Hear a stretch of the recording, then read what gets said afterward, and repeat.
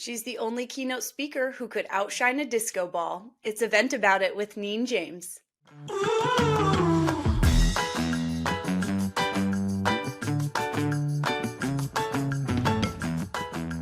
Hey everybody, welcome back to another episode of Event About It. I'm your host, Megan Martin, and our guest this week is best known for teaching the world that attention pays, experiences matter, and pink goes with everything. She's the only strategist who shows up with a playbook and a bottle of bubbles. Welcome to the studio, Neen James. G'day, and of course today is no different. What a delight to serve your viewers. Thank you for everything you're doing in the world. I love this podcast. Oh, thank you for being here. We both have our champs here today, so wouldn't be. So cheers. Having you on the podcast today. Or santé, as they say in French. Santé. Well, we have bonded much over our love of champagne, incredible experiences, the story of Widow Clicquot. I mean, it's for those that don't know it, please go and do some homework. We'll send some links out in the show notes about it. But I had the pleasure of reading your new book that's getting ready to come out. And there was one passage that stood out to me a lot. And then I want to ask about how you even got into luxury mindset. But the quote from your book is, "Luxury begins with you, your personal brand, and the ways in which you personalize your connection with others, pay attention, and act thoughtfully and operate in the world. It's about your leadership, how you make others feel, the sensations and the memories of your leadership and your brand will affect how people think of your organization and what they tell the world about you." It's so incredibly true. And I think in today's age of AI and so much being digital, we sometimes forget the human side of things and the human side of marketing. And tell us a little bit about what got you interested in luxury mindset. You know, I have always believed luxury is a mindset. What people may not know, if you're trying to work out this crazy accent, I hail from Sydney, Australia, so I'm Australian. And I was raised by a single mom, so two little girls, and we were not what I would call wealthy. I did not grow up in luxury. I grew up in a caravan. In the US, we call that a trailer park. So my mom, a single mom, she cleaned houses, she picked fruit, she sold flowers on the side of the road. Like, that's what my mom did. But what was really fascinating about my mom is even at the end of a really busy shift, even though she was tired, she would walk through a community garden and she would pick a flower and she would bring it home, Megan, and she would put it in a glass. We called it a vase because it made us feel fancy. And my mom always made these moments matter. And what mum shared with my sister and I is it didn't matter about money or things, what you had or what you didn't have, that we all deserved luxury. And I think having this role modeling from someone so young. So I believed luxury is a mindset. I've always believed we all deserve luxury, but I think luxury is this divisive word. I think people think luxury and they think expensive handbags or fancy cars. And believe me, I'm here for all of that, but that's not really what luxury is. And so I do so much consulting for luxury and legacy brands, as you know. And I thought, well, surely there's a research study to back up my premise that luxury is a mindset, right? So I Googled luxury is a mindset. Well, wouldn't you know, there are so many studies on how luxury makes you feel, but there were no studies on how you think. And I wanted to know what brands want to know.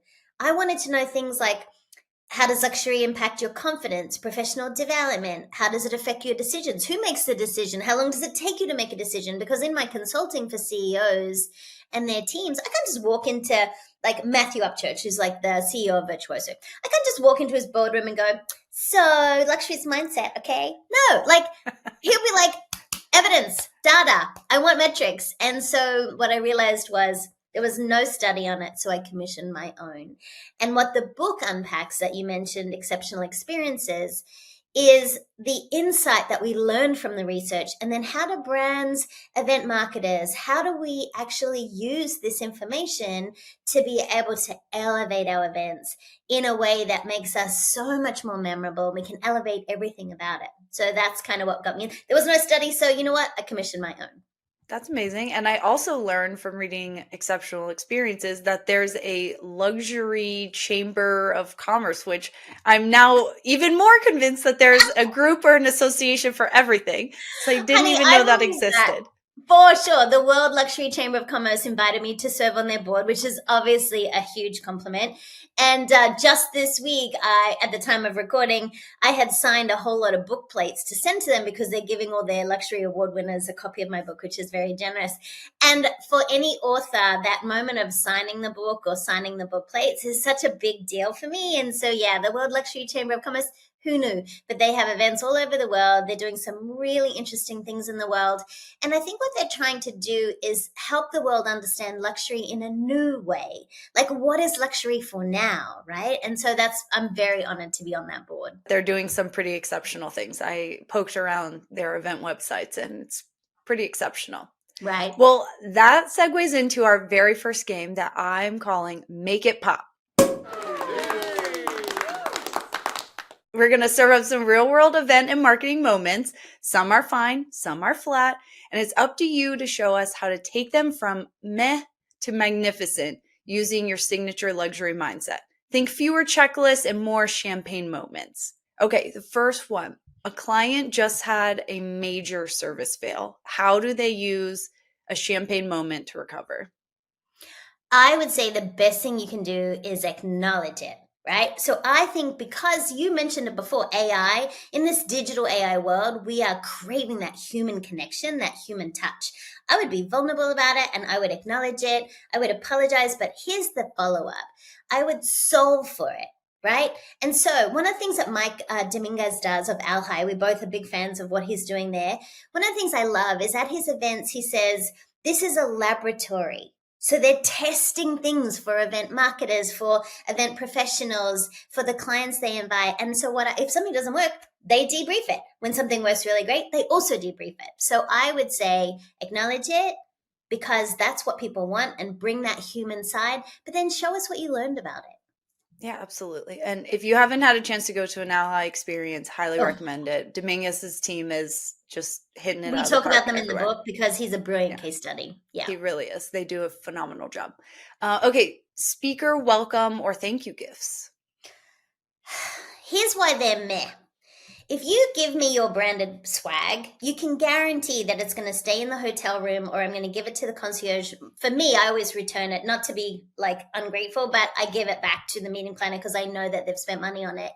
If it's got your logo on it, it's not a gift, it's marketing, right? And so that's one thing.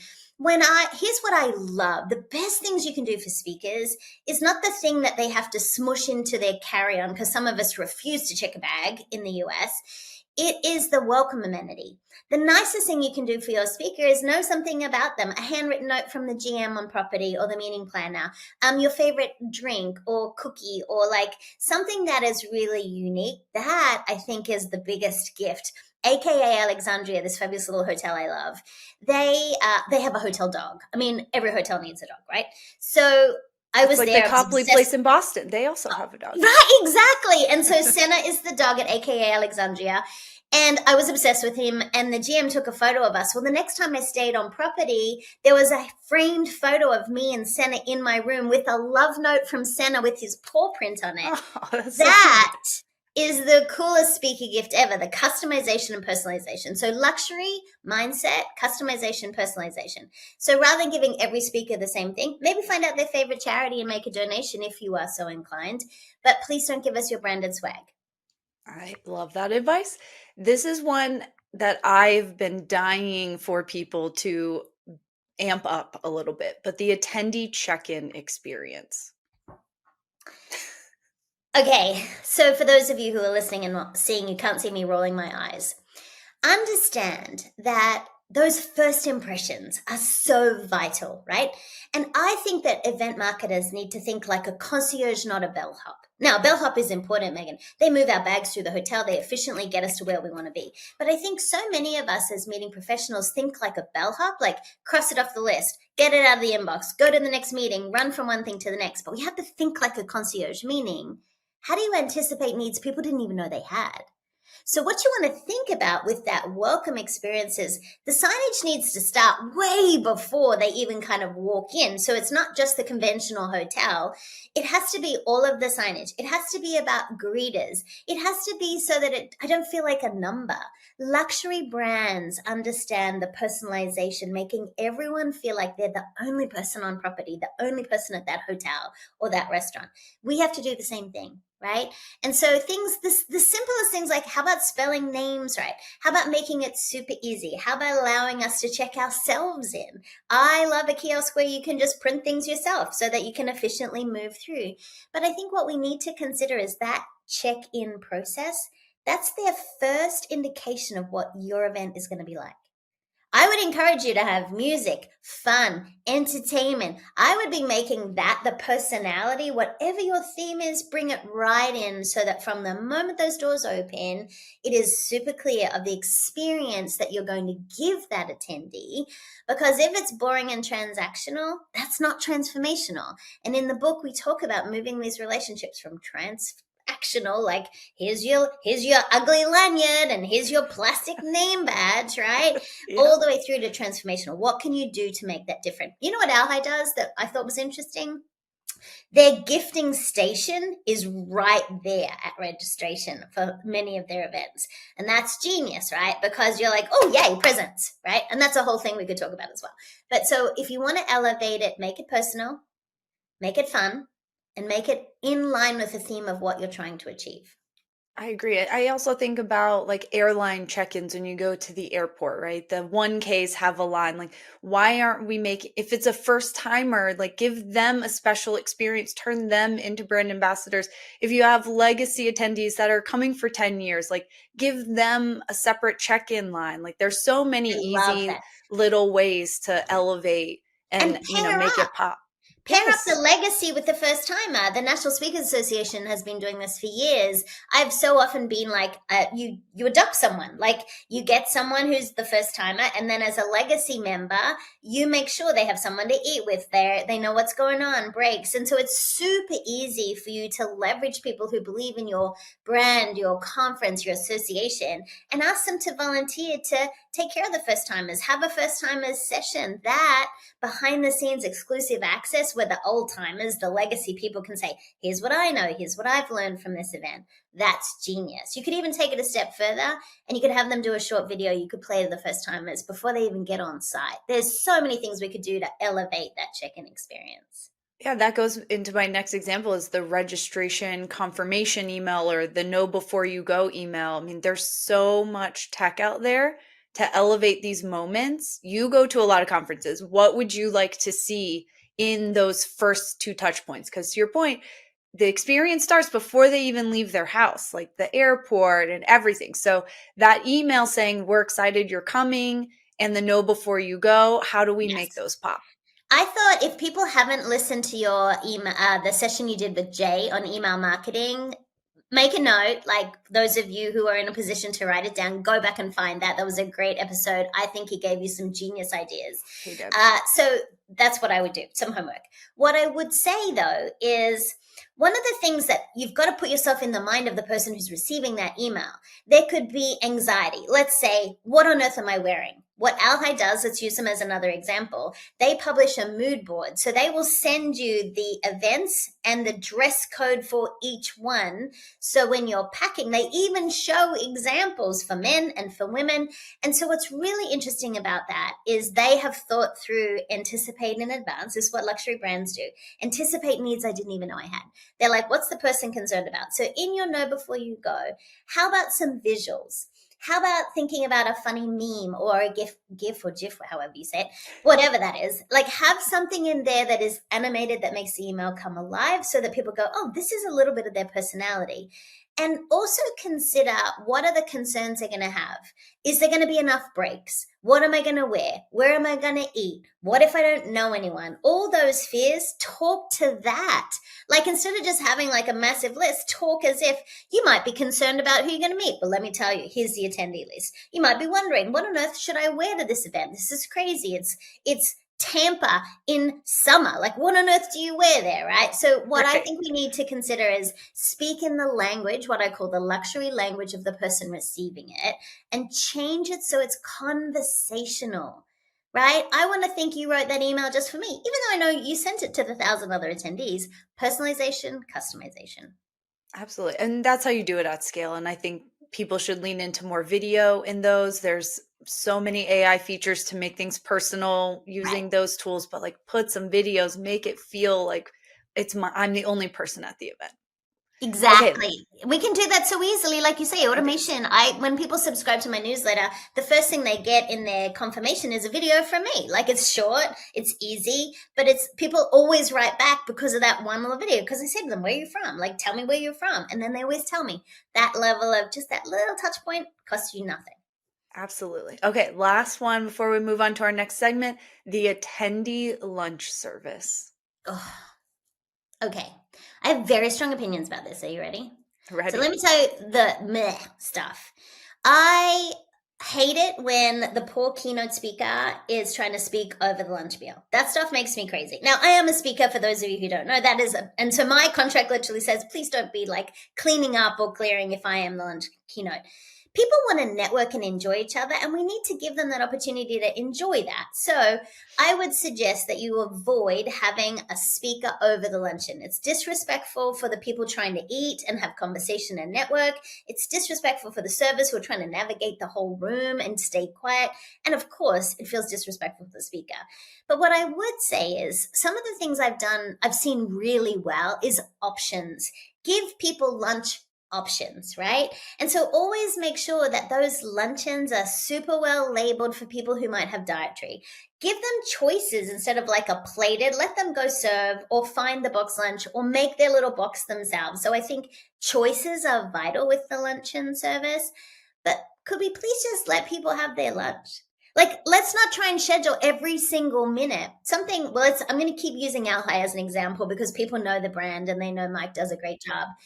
They are super smart too because in their meals, especially at dinner, I think they even curate where you're sitting so you get to meet different people. Now, it's a really attention to detail. It's a fantastic thing they do. But what I love is it means I'm always going to meet someone new. So they use place cards. They go to the trouble of elevating the lunch and dinner service just so that they know you're getting to meet different people. And so I think we can be more deliberate about it. But let's just make it super easy for people. I agree. I love the choice option for lunch. I mean, especially with wellness being such a big part of everyday life, more than it's probably ever been. It's super important. And I think the scalable option for that, if you have thousands of people and can't do the place cards, give some talking points or some questions to ask, like help facilitate the networking at the lunch. Like Oh my God. it Yeah. Can doesn't I take a tell you lot. about something? I was the keynote recently in Chicago for the coolest group. It was the Association of African American Financial Advisors. One of the coolest events I've done all year. Love them. But you know what they did? Sheena, who's the CEO, she had this red cap on the table, and it was CEO, and it was Chief Engagement Officer. So what she did was the way they encouraged the interaction was they appointed someone to be the chief engagement officer. They took a photo, they had responsibilities, accountability, and everyone loved it. And it was the simplest low cost solution. So there was a table host. So if you didn't know anyone, they would make you feel welcome. They had all these topic conversations. It was genius, cost nothing Yeah. except that. Well, there's that scalable personalization. I think so many Yes. people are worried about how to leverage technology to do scalable personalization and have these champagne moments. And it really doesn't, it's just thoughtful things. Like it We should doesn't have define to a be. champagne moment for our listeners. So, in the book, I talk about what a champagne moment is, and it's just something that brings you joy, makes you smile. Think of like all of these little bubbles, like in a glass, all these things that make you smile. We can do that for our attendees. We can do it in our marketing so that people feel like this is something that maybe that they love and treasure, but they might want to share with someone else. Now we're going to move into my favorite part, our favorite therapy session, the vent of the week. This is where you let it out. Any of the fails, the chaos, are you kidding me moments. What is irking you about the wild world of events? I have been a keynote speaker for a bajillion years. Okay, so I've been around a long time. I have done all the things speakers need to do. I've driven through the night. I've slept on the floor. I've ran into Nordstrom to get an outfit. Like you name it, I've done it, right? And the thing that I think speakers find one of the toughest things is having to send our slide deck in advance. Let me explain. I know as the meeting professional that you like to have it off your checklist. I totally get that. And I know if you are in compliance industries, my financial services, my pharmaceuticals, I know it's really important. But the challenge is if you're working with a speaker like me who is proud of the fact that I customize for every room, that I'm not going to know, 6 weeks in advance the customization that's required, because chances are I probably have 5 other events before yours. That's one thing. But the other thing is so many moments happen. For me, I love listening to the CEO. I often follow the CEO after that, they do the update and then I'm the keynote. And I want to be able to add something to my slide deck that's really customized. One of the things that I just mentioned here, and something that I'm well known for in my exceptional experiences keynote, is I say, think like a concierge, not a bellhop, because I want people to anticipate needs as a leader as opposed to just cross things off a list. So I will often take a photo of me and the concierge, and I want to drop it in the slide deck so that the audience goes, oh, I saw her, I saw him, I met that person. And so the customization that some of us like to do as speakers is taken away. But then it falls on the poor AV crew, who I think are the real heroes of every event, because in your tech check, you're saying, can I just change a slide? Can I just do this? And I hate doing that to them because they have 1,000 other things that are much more important than our silly slide decks.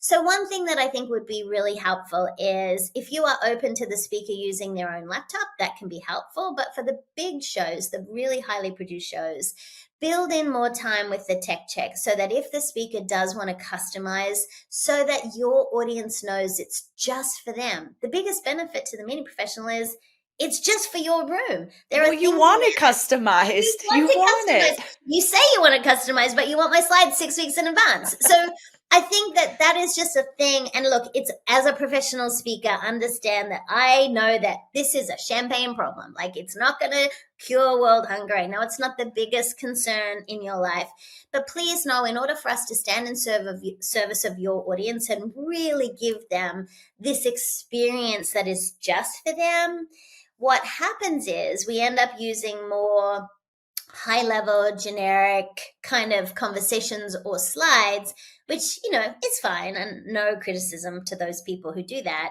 but I'd rather customize. So I'd rather. Speakers are a big investment. Don't you want to get the most out of your speakers? So let them customize the presentation. I think the solve here is just allowing more time for that tech check, right? Like coming in a little earlier, giving a little more time to run through the slides, make sure they're formatted correctly. Because that's really the end of the day why we want them in advance, is just to make sure it's all there. Of course it is. And I think speakers have a responsibility to show up on time for their sound check. I think that the AV crew are some of the most important people in the room. I love them. And so I always make sure they're like my best friends, because they can make or break your presentation, right? Oh, yeah. So the biggest compliment to any speaker, me especially, is when you get to the end, you get off, you got to take your microphone off, because I carry my own microphone as well, which gives me big respect from the AV crew. But I love it when they're like, oh my God, that was great, because they hear 1,000 speakers like in any few weeks, right? So look, it's an event, I know, but let's see how we can kind of partner more so that your audience knows it is just for them. It is customized. That's personalization at scale. Absolutely. I love it. Okay, last up, it's time to event about it. It's the part of the show where you get to spill the tea on a memorable event moment, whether it was a huge success, a total disaster, or just pure chaos. So let us in. What's your story? I remember the meeting planner saying to me before I landed on site, the room is just not what you're used to. Ooh, I was like, those are not good words. I mean, I've spoken everywhere, but every speaker goes, okay. And so I thought I would sneak into the room the night before, which I always like to do wherever possible. And there were poles everywhere. And you all listening to this, you know the rooms I'm talking about, where there are older buildings and there are massive, not little poles, massive concrete poles in all these, and they put tables around them and a stage. And I know they tried to find the best place for the stage. So if that wasn't enough, the next day I told the meeting professional, it's fine. I'll play peekaboo with the audience. I'll walk around. Like I did everything I could to engage all the people. If that wasn't enough, they decided that was going to be the time where they would have a fire drill. Now, most speakers, if you've been doing this long enough, you've had fire drills in your presentation. A literal fire drill. Like we use fire drill a lot of like things that pop up, but like a literal fire drill. Literal fire drill. And then what they realized was, and they were like, well, we don't know if it's a drill. And I was on stage, so my job as a speaker is make everyone feel safe and calm and say, let's just, take a moment. Let's wait to hear from like what the hotel does. It was a significant event. But then what happened was they couldn't turn it off. They realized it was a drill, but then they couldn't turn off the alarm. What's hilarious is then they have to send for the fire department to come turn off the alarm, and just didn't stop. And I got the giggles. And so I was like, here's an exercise for you all to do at your tables, because you can't think when you've got the sirens going. And then at one point I said to the meeting planner, I think we should just like take a 20-minute break. Let's all do that. So that's what we did. And then I came back and then I was reading my keynote. I still get notes about that particular event to this day. People are like, I cannot believe you still like did that. So we can't avoid that as event professionals. Like we can't avoid a fire drill. But I think making sure that you're hiring talent that can handle it from the main stage, and that the meeting professionals also have that great relationship with your talent, whoever they are, whether it's an industry speaker or an external speaker. But yeah, I mean, the fire drill, that's a good one. I've never had that happen to me, thank goodness. But something for meeting planners to add to their, checklist with their venues. Like, are we scheduling a fire? Here's our agenda. Are we scheduling anything during these like critical keynote moments? Well, your third book, Exceptional Experiences, is about to be released. It's an incredible book. I devoured it start to finish in one sitting. It's so good. We talked a little bit about your experience elevation model, which is all in the book during the Make It Pop segment. Tell us a little bit more about this model, sort of how you came up with it, and plug your book. Why should everybody read it? When I was writing this book, what I realized is we're often saying to people, you should surprise and delight your clients. But how, right? And so this book has been designed for leaders who need to drive revenue, or who want to really differentiate their brand, or perhaps you want to create advocates. The experience elevation model is the evolution of the work I did in Attention Pays. Many people know that's my body of work. And what I've always said is you can't manage time, you can manage your attention. And so attention management's always been very important to me, because I realized attention is just about connection, right? And you said it in your opening comments, that we're all craving this human connection. What luxury brands do well is they have the human connection. I am personally on this mission to have every person feel seen, heard, and valued. And the book helps you do that. Because as a leader, if you are responsible for revenue, if you are responsible for results, what the book's going to help you do is walk you through this model to give you very, very specific systems of elevation you can apply. Some for no cost, some for a small investment. And they're all based on all of the lessons of all the luxury legacy people that I know and the brands I work with. So it's bringing luxury into the everyday, no matter what kind of business you have. Oh, absolutely. I think there's in any business, any segment, especially in the events world, it's really easy to make those little champagne moments happen for little to no cost. For sure. And for those of you who are listening, like if you see a champagne moment, something that brings you joy, use the hashtag champagne moments, tag me, Neen James, and then I'll be able to share it with the world too. Because while the world is in the state that it is in right now more than ever before, we need moments of joy. And so if you can help bring joy to other people, and those who are listening, you have all these moments of joy that you might take for granted. But if you capture them and make them share worthy, it's also an extension and a very lovely marketing strategy that makes other people go, I want to be at that event. I want to experience that. Yeah, that's how you create that FOMO. So that's a great segue. Where can people buy a copy of your book, and where can they engage with you the best?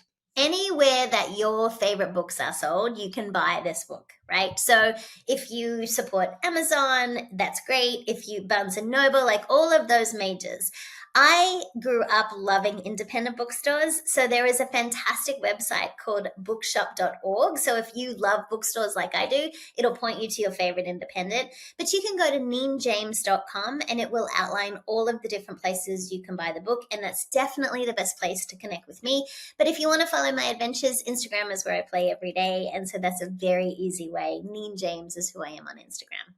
And you'll learn all the champagne facts and moments if you follow Neen on Instagram. It's True. always bright and colorful day when you find Neen on Instagram, that's for sure.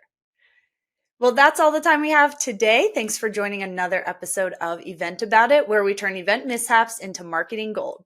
If you enjoyed the chaos, be sure to subscribe, leave a review, and share this with someone who needs a good laugh. And don't forget to head over to eventaboutitpodcast.com, send us your events and stories to be featured on a future episode. And while you're there, you can catch the Event About It after show with dynamic dialogue with Neen, where we're going to talk about personalization at scale, creating those champagne moments, elevating your leadership, and guilty pleasures that recharge our batteries. And until next time, keep growing, keep laughing, and definitely keep eventing about it.